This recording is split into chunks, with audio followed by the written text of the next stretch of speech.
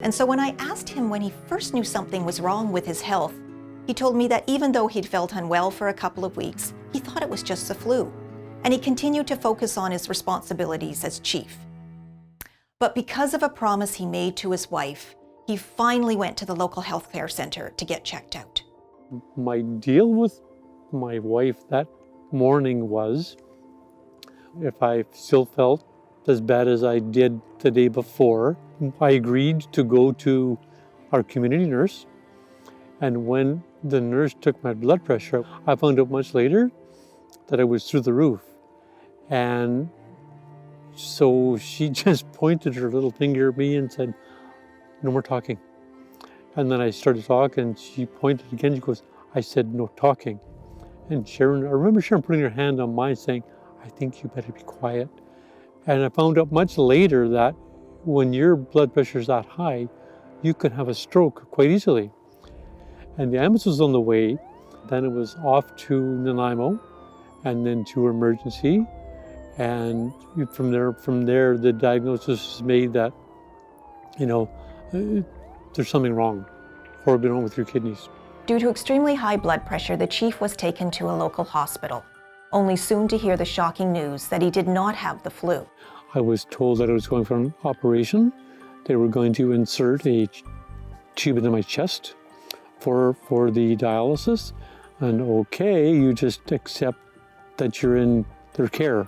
Yeah. I went from there right to the dialysis ward in NRGH and started my first round of dialysis. Yeah, we were pretty terrified because they still didn't know at that point what was causing the kidney failure.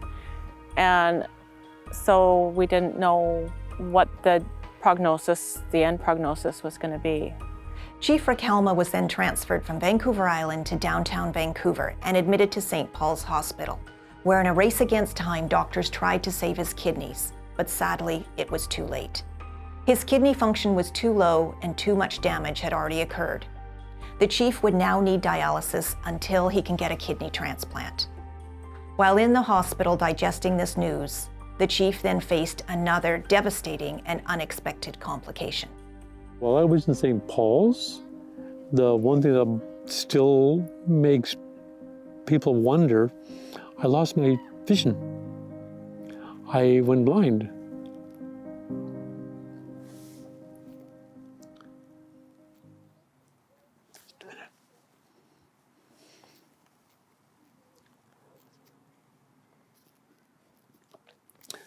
Okay, very scary.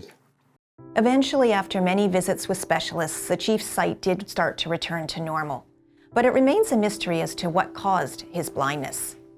He was then diagnosed with rheumatoid arthritis, which thankfully has also improved with time. His journey thus far has not been an easy one, and this was acknowledged by his own doctor. The doctor in Nanaimo goes, "Michael, you're my unicorn. If anything's going to go wrong, it's going to happen to you." And it did. But my vision came back. And so, here I am now, right? But it was a very, very scary time to lose your sight.